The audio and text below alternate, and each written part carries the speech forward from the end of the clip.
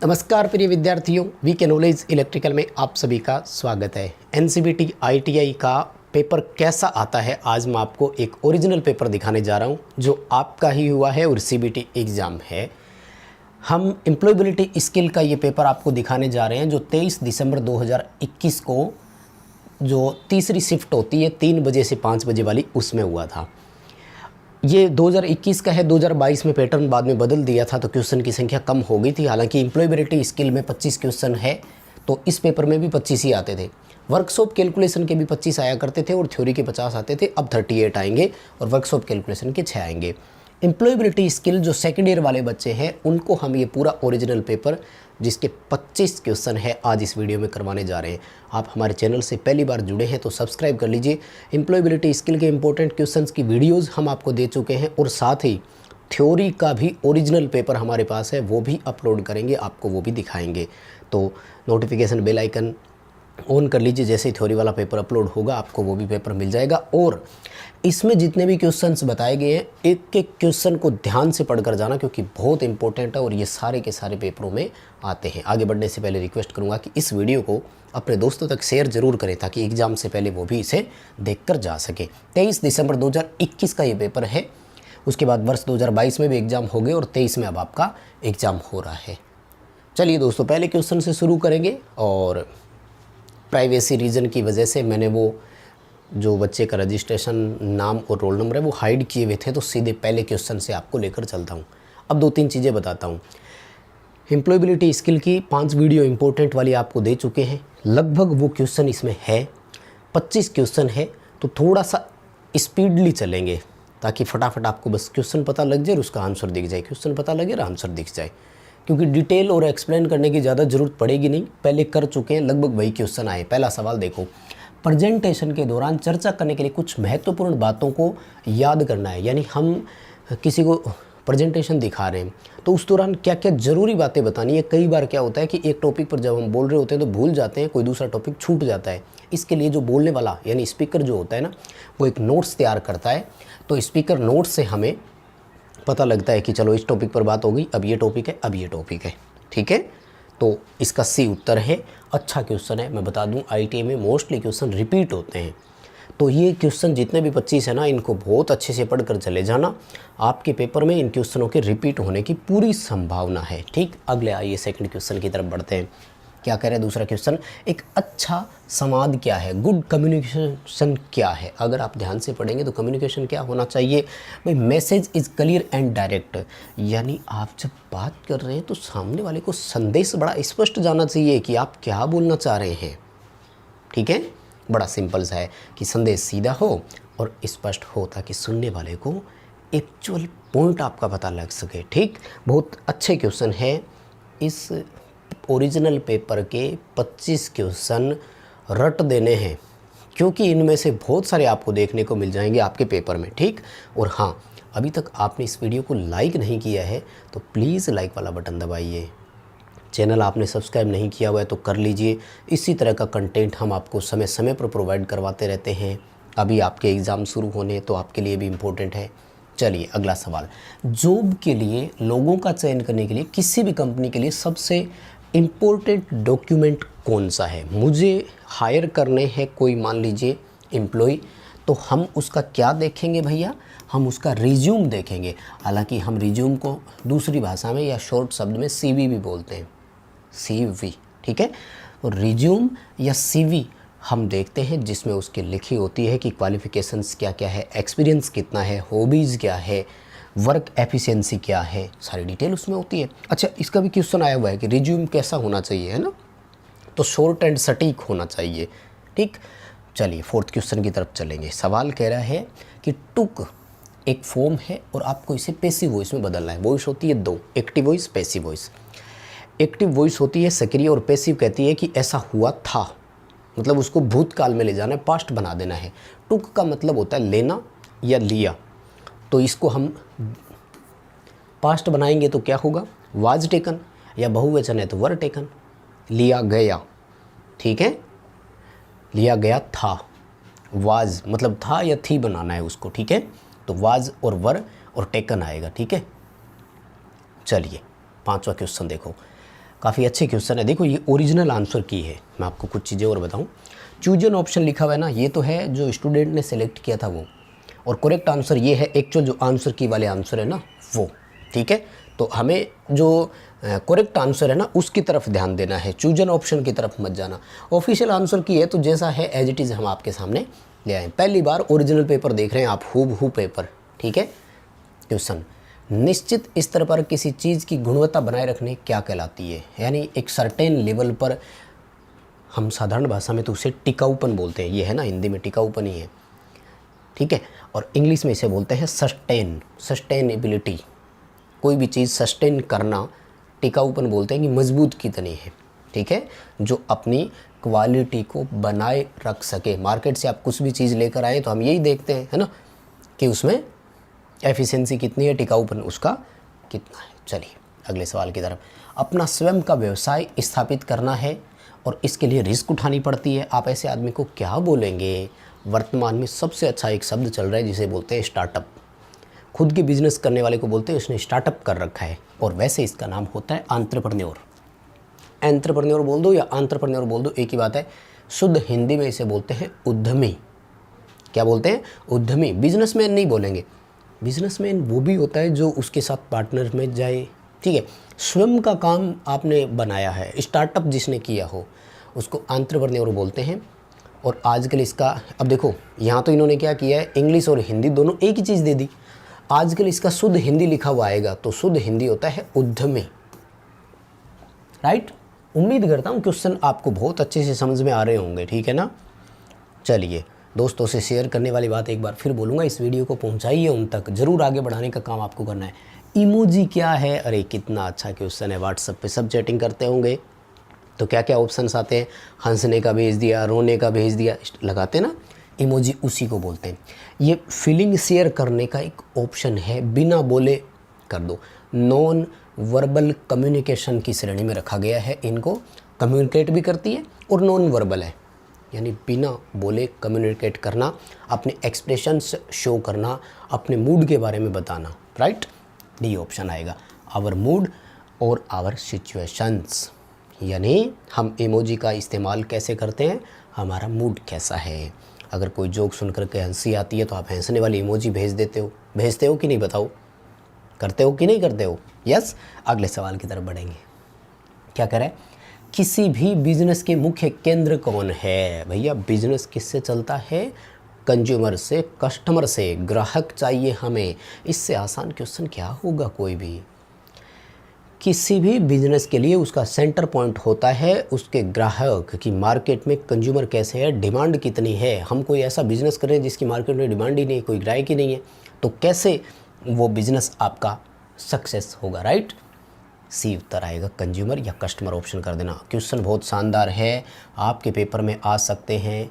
Please paper से पहले इन्हें पढ़ कर जाइए। आइए अगले सवाल। हाँ, मैं बता दूं, जो 4-5 क्लास हमने इंपॉर्टेंट वाली दे रखी है उनमें लगभग ये क्वेश्चन करवाए हुए हैं। So I would like to request, समय निकाल कर उन सभी क्लासेज को भी आप अटेंड करें। प्ले लिस्ट बनी हुई है ITI एग्ज़ाम 2023, उनको देखिएगा ज़रूर। हम किसी भी स्थान पर पहुंचने के लिए गूगल मैप का इस्तेमाल करते हैं, तो गूगल मैप में हम क्या देखते हैं भैया? सिंपल सी बात है, डायरेक्शन देखते हैं। लेफ़्ट मुड़ना है कि राइट मुड़ना है, कि स्ट्रेट फॉरवर्ड जाना है, कि कहीं आगे तो नहीं आ गए। गूगल मैप में क्या देखते हैं? डायरेक्शन देखते हैं। हालांकि कुछ लोग दिशा देखने के लिए भी दूरी देखने के लिए भी इस्तेमाल कर लेते हैं कि यहाँ से कितनी डिस्टेंस होगी, लेकिन नहीं। एक्चुअल जो चीज़ होती है वो डायरेक्शन पता करने के लिए होती है कि अब कहाँ मुड़ना है। राइट, डी उत्तर सही रहेगा जी। अगला सवाल 10वां क्या कह रहा है कि जब भी आप ईमेल से कोई बायोडाटा भेजते हैं तो आप उसे किस प्रकार भेजते हो? ईमेल के साथ में कोई भी फाइल भेजी जाती है, किसी भी तरह की फाइल भेजी जाती है तो उसे अटैचमेंट कहा जाता है। पेपर में दूसरी तरह से क्वेश्चन भी आ सकता है कि किसी भी ईमेल के साथ भेजी जाने वाली फाइल को क्या कहा जाता है, तो वो सब के सब अटैचमेंट कहलाते हैं। अटैचमेंट के रूप में कोई आपकी फ़ोटो हो सकती है, कोई आपकी PDF फाइल हो सकती है, कोई डॉक्यूमेंट हो सकता है, एक्सेल हो सकता है, प्रेजेंटेशन हो सकती है, वीडियो हो सकता है। ठीक है, तो उसे हम अटैचमेंट बोलते हैं। ठीक जी। सवाल अगला, हम इमोजी का उपयोग कब करते हैं? फिर रिपीट हो गया। देखो, पहले तो आया था कि इमोजी को किस आधार पर यूज़ करते हैं, तो आवर जो सिचुएशन होती है, मूड होते हैं हमारे, उसके अकॉर्डिंग। अब आता है कि इमोजी का उपयोग करते कब है भैया? तब करते हैं जब हमारी फीलिंग को शेयर करने के लिए हमारे पास पर्याप्त शब्द नहीं होते हैं।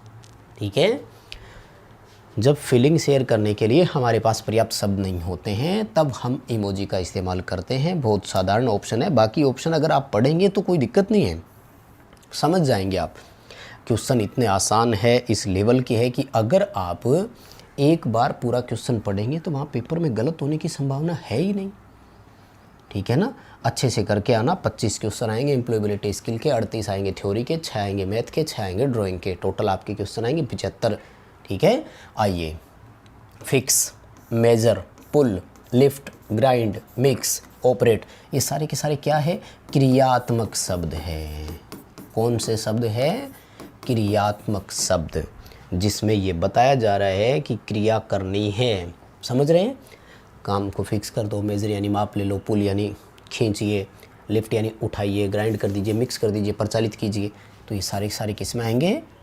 एक्शन वर्ड में आएंगे, यानी काम करने के लिए कह रहे हैं। क्रियात्मक शब्द शुद्ध हिंदी बोल देना, कोई दिक्कत नहीं है। अच्छा, एक ये देखो, नया क्वेश्चन है और केवल डाटा याद करना है बस, और कुछ भी नहीं करना। Very simple. कहता है कि अगर फेस टू फेस कम्युनिकेशन करते हो, आमने सामने खड़े होकर आप बातचीत कर रहे हो, उस दौरान शब्दों का महत्व केवल मात्र 7% है। 93% आपके हाव भाव बताते हैं। गुस्सा कर रहे हो, हंस रहे हो, एक्सेप्ट कर रहे हो, हाथ का एक्शन, ये वो सब चीज़ें। 90% रोल है आपकी वो जो एक्सप्रेशंस होती है, आपके जो चेहरे का हाव भाव होता है वो। ठीक है ना, शब्द यानी वर्ड्स जो है केवल मात्र 7% रोल अदा करते हैं, बस, और कुछ भी नहीं है। चलिए अगला सवाल देखो, ये क्वेश्चन मैं करवा चुका हूँ पहले, बहुत ही आसान है। हाथों को जलने, कटने, हानिकारक तत्वों से बचाने के लिए ग्लव्स होंगे। बूट किसके लिए होंगे? पैर के लिए। हेलमेट सिर के लिए, और गॉगल्स किसके लिए होंगे? आँखों के लिए। सिंपल क्वेश्चन है तो उन पर कई बार ज़्यादा वक्त देंगे भी नहीं, आराम से हम कर भी लेंगे। अनीता ने अपने बिजनेस के लिए इंस्टाग्राम पेज शुरू किया है, उसे क्या बोलेंगे? Online marketing. जो 5 क्लासें करवाई है उसमें ये दोनों क्वेश्चन थे। ये उद्यमिता वाले चैप्टर में से, आपके सेकेंड ईयर में 5 चैप्टर है तो 5 चैप्टर में से क्वेश्चन आएंगे, ये भी कन्फर्म है। इसलिए थोड़ा 5 चैप्टरों को आराम से पढ़ जाना। अगला सवाल, रोल मॉडल क्या होते हैं? सिंपल सी बात है, रोल मॉडल को हिंदी में बोलते हैं प्रेरणा स्रोत या आदर्श। ठीक है ना, तो जो आपके आदर्श होते हैं वो आपको प्रेरित करते हैं, हम उनसे इंस्पायर होते हैं कि वो क्या कर रहा है। जैसे कोई महेंद्र सिंह धोनी का फैन है तो वो उनकी एक्टिविटीज़ को फॉलो करता है, इंस्पायर आएगा। हिंदी में बोलते हैं प्रेरित करना। हमारे प्रेरणा स्रोत जो होते हैं वो हमें प्रेरित करते हैं, राइट। चलिए अगला सवाल, प्रेजेंटेशन की तैयारी के लिए माइक्रोसॉफ्ट ऑफिस में किसका उपयोग करेंगे? भैया कितना सिंपल क्वेश्चन पूछा है। प्रेजेंटेशन बनती है माइक्रोसॉफ्ट पावर पॉइंट में। MS एक्सेस होता है DBMS, database management system. Microsoft Excel होता है डेटा स्प्रेडशीट बनाने के लिए, जब हमें कैलकुलेशन करनी हो, वर्कशीट बनानी हो, आंकड़ों का गुणा भाग गणित करना हो, एक्सेल। और जब हमें कोई फाइल डॉक्यूमेंट में तैयार करनी हो, जैसे एप्लीकेशन लिखना है, लेटर लिखना है, वो सब तैयार होंगे माइक्रोसॉफ्ट वर्ड में। पावर पॉइंट में बनी फाइल को प्रेजेंटेशन कहा जाता है, एक्सेल में बनी फाइल को वर्कबुक, वर्ड में बनी फाइल को डॉक्यूमेंट कहा जाता है। ठीक, करके आना अच्छे से पेपर ज़रूर। ठीक है, आई होप कि आप बहुत अच्छी तरह से समझ रहे होंगे मेरे सवालों को, और आसान से ही है, क्वेश्चन भी ज़्यादा लंबे चौड़े नहीं है तो ज़्यादा वक्त देने की जरूरत। आपके कैरियर का विकास और उसमें सस्टेन रहे, स्टेबिलिटी बनी रहे, इसके लिए क्या है भैया? नए नए स्किल सीखो। पुरानी रूढ़िवादी परंपरागत टेक्नोलॉजी को लेकर नहीं चल सकते, हर दिन आपको नए स्किल सीखने पड़ेंगे, नई टेक्नोलॉजी का इस्तेमाल करना पड़ेगा। काम का तरीका बदलेगा तो हम आगे बढ़ेंगे। वर्ष 2013 में कार्यस्थल पर महिलाओं के सेक्सुअल हरासमेंट को रोकने के लिए एक नियम बनाया था, जिसे पोस एक्ट बोलते हैं। पूरा नाम होता है प्रिवेंशन ऑफ सेक्सुअल हरासमेंट। महिलाओं के यौन शोषण से संबंधित ये एक्ट है, और इसके लिए उस संस्थान को एक ICC बनानी होती है, इंटरनल कंप्लेंट कमेटी। और इस ICC का जो पीठासीन अधिकारी है वो वरिष्ठ महिला होती है। मतलब हिंदी बोलूँ, इंग्लिश बोलूँ क्या? पीठासीन अधिकारी का मतलब है कि मेन मुख्य ऑफिसर कौन होगा, तो वो होगी वरिष्ठ महिला यानी सीनियर लेडी जो उस संस्थान में काम कर रही है वो। तो इसको पोस बोलते हैं, पूरा नाम है प्रिवेंशन ऑफ सेक्सुअल हरासमेंट। महिला के यौन उत्पीड़न से संबंधित ये एक्ट था और इसके लिए जो आंतरिक कमेटी गठित होती है उसे आईसीसी बोलते हैं, इंटरनल कंप्लेंट कमेटी, और उसके पीठासीन अधिकारी वरिष्ठतम महिला होती है। तीनों क्वेश्चन पेपर में आ सकते हैं। Fill in the blank with correct present past tense of verb. Past tense बनाना है। आई ए मूवी यस्टरडे, कल मैंने एक मूवी देखी। बड़ा सिंपल सा क्वेश्चन है। वर्ब की सेकंड फॉर्म आएगी, वर्ब की सेकंड फॉर्म यानी वाच का वाच्ड कर देंगे, ठीक है। कल मैंने एक मूवी देखी, वाच्ड आएगा जी। नेक्स्ट क्वेश्चन देखो, ये कह रहा है कि बिल्कुल नए तरीके से अगर आप कोई भी कौशल दोबारा सीखते हैं तो इसे री स्किलिंग बोलते हैं। अप स्किलिंग होती है जो काम आप कर रहे थे उसी में सुधार करना। जैसा कि एक एग्जांपल मैं पिछली क्लास में दे चुका हूँ कि एक लकड़हारा है, पहले हाथ वाली आरी से लकड़ी काटता था, आजकल इलेक्ट्रिक आरी से काटने लग गया, तो उसे बोलेंगे अप स्किलिंग, ठीक है।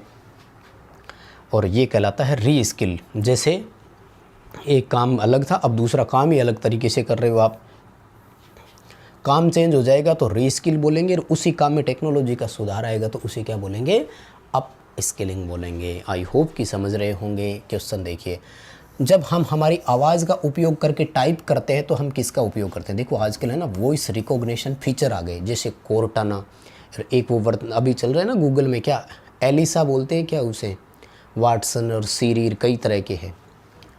वॉइस रिकॉग्निशन फीचर आ गया है जिनमें कोर्टाना बहुत इंपॉर्टेंट है, एक वो एलिस था, पता नहीं आइस था, ऐसा करके एक नाम हो रहा है जो ज़्यादा चल रहा है, ठीक है। ए उत्तर इसका सही रहेगा।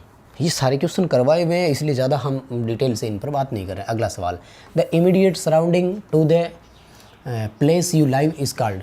आपके चारों ओर रहने वाले को क्या बोलेंगे, पड़ोसी बोलते हैं भैया। इससे सिंपल कोई क्वेश्चन क्या ही होगा।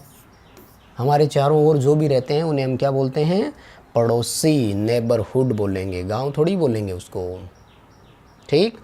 क्वेश्चन देखो अगला, गूगल के द्वारा विकसित किया गया क्लाउड स्टोरेज। आजकल आप है ना अपने डॉक्यूमेंट को ऑनलाइन सेव कर सकते हो। अगर फ़ोन गुम हो गया, गायब हो गया, कोई बात नहीं, अपनी आईडी को लॉगिन करो और वहाँ डॉक्यूमेंट डाउनलोड कर सकते हो। गूगल ने प्रोवाइड करवाया जिसे गूगल ड्राइव बोलते हैं, और आपके मोबाइल में भी ये ऑप्शन है, याद है ना सबको। हालांकि अब तो DigiLocker, OneDrive, cloud storage कई आ गए, तो इसे बोलते क्लाउड स्टोरेज है। क्वेश्चन आ चुका है, ऑनलाइन डॉक्यूमेंट सेविंग व्यवस्था इंटरनेट पर क्या कहलाती है, तो क्लाउड स्टोरेज बोलते हैं उसे। और चलिए जी अगला 25वां क्वेश्चन कि but which one is not an adventure. इनमें से कौन सा एडवेंचर नहीं है। देखो एडवेंचर जो है ना आपका, उसमें क्या क्या आता है मैं आपको बता दूं।